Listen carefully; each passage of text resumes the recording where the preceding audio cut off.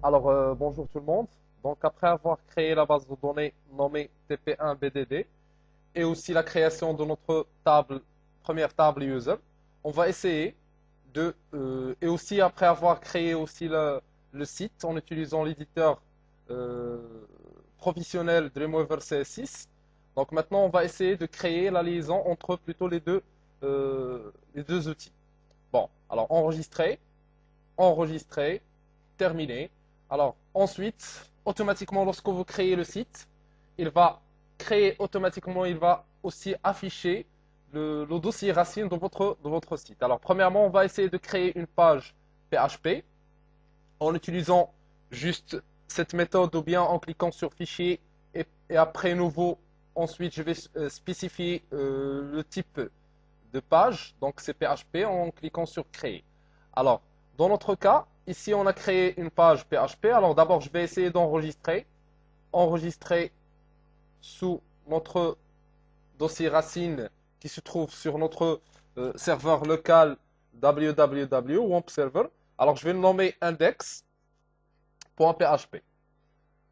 C'est bon?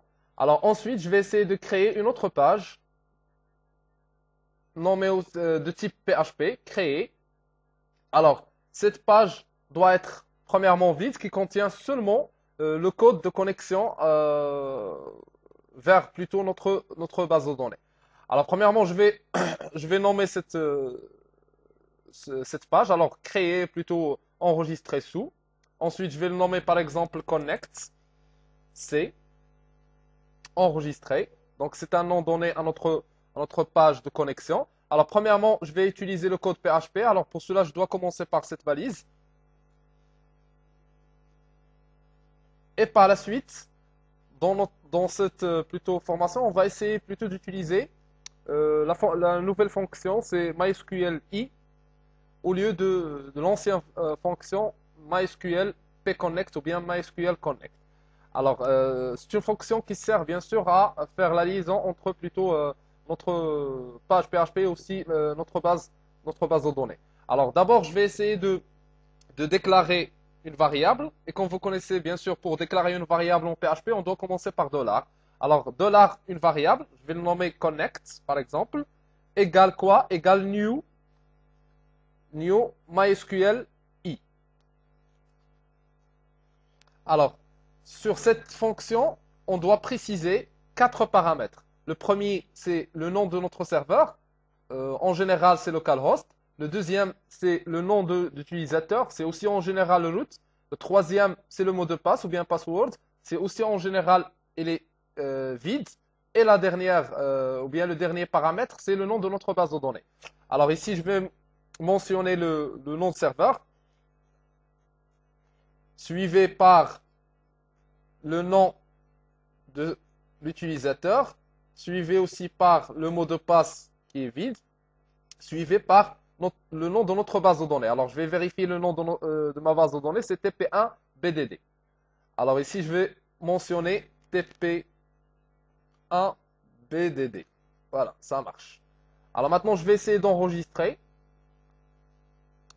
Et ensuite, je vais faire appel à cette page, à notre première page, index.php. Alors pour cela, je dois aussi utiliser le code en PHP. Alors je dois commencer toujours par la balise, par cette balise,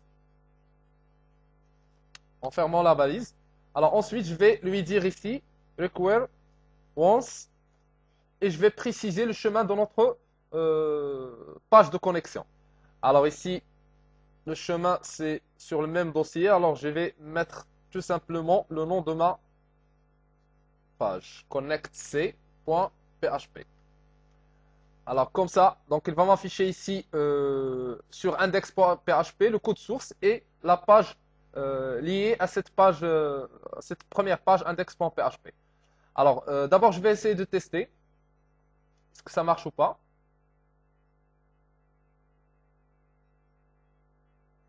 Donc, comme vous remarquez, il n'y a pas d'erreur. Alors, pour cela, je vais tester ma connexion. Alors, je vais essayer par exemple ici de mettre un commentaire. Comme vous connaissez, les commentaires en PHP ressemblent un petit peu donc des commentaires en CSS. Alors, soit en utilisant ce symbole, donc je vais essayer par exemple de vérification de la connexion. Alors, ou bien en utilisant les deux anti-slash, en mettant par la suite le commentaire. Par exemple, ici, mon nom, Annie Shade. Alors, premièrement, je vais faire un test. Alors, comme vous connaissez, pour créer un test sur n'importe quel langage de programmation, on doit utiliser la fonction conditionnelle. Que ce soit une fonction conditionnelle simple ou bien imbriquée. Alors, dans notre cas, c'est une fonction simple. Alors, je vais lui dire ici if. If quoi? Alors ici, je vais vérifier, je vais faire une petite vérification du code de l'erreur envoyée par le serveur. Alors pour cela, je vais utiliser la fonction MySQLi connect error. Alors ici, MySQLi connect error. Alors c'est une fonction. Alors, si ça marche, alors je vais afficher un message echo. Alors à ce moment-là, pour afficher un message en PHP, on doit utiliser soit echo, soit print. Alors si je vais utiliser premièrement echo, échec par exemple, échec de connexion. Voilà, ça marche. Et je vais quitter la fonction en utilisant la fonction excite, en fermant la fonction. Alors je vais essayer de fermer d'abord la fonction if. Et en dehors de cette fonction, je vais afficher un autre message si la connexion, s'il n'y a pas d'erreur de la connexion. Alors je vais mettre maintenant soit echo soit print. Alors je vais utiliser echo.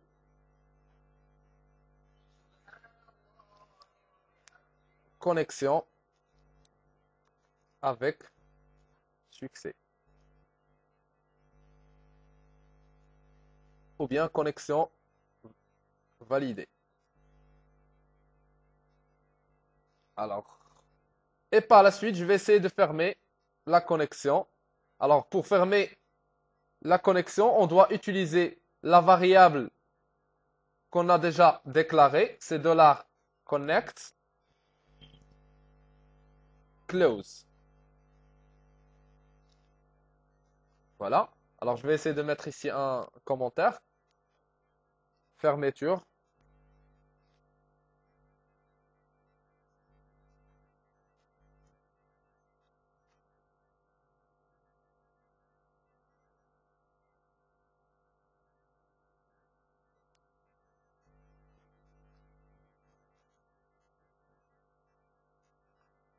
Ça marche. Enregistrer. Alors, je vais essayer d'actualiser la page. Actualiser. Donc maintenant, la connexion est avec succès. Donc, il n'y a pas d'erreur sur notre code de connexion. Ensuite, maintenant, je vais essayer de faire une petite erreur ou bien je vais essayer de combiner une erreur. Alors, je vais changer le nom de la base de données. TP1DD, TP1BD, enregistrer. Et ensuite, je vais actualiser. Alors maintenant, elle va générer une erreur. Échec de connexion. L'erreur, c'est sur notre base de données. Alors, ensuite, bon, je vais afficher un message comme quoi, pour définir le type d'erreur. Alors ici, sur notre fonction, je vais ajouter à notre code .mysqli-connect error. C'est une fonction qui sert à afficher le type d'erreur. Alors ici, je vais actualiser encore une fois. Alors ici, échec de connexion, base TP1DD inconnu. C'est-à-dire, il n'y a pas de base de données nommée TP1BD. La même chose, si on ajoute un mot de passe. Par exemple, ici, un mot de passe. Enregistré. Actualisé. Donc, il va générer une autre erreur qui contient le type d'erreur ou bien comme quoi que le mot de passe, il n'y a pas de mot de passe pour l'utilisateur par défaut de notre serveur root. Donc c'est ici donc, le message à afficher. Donc voilà la fin de la deuxième partie.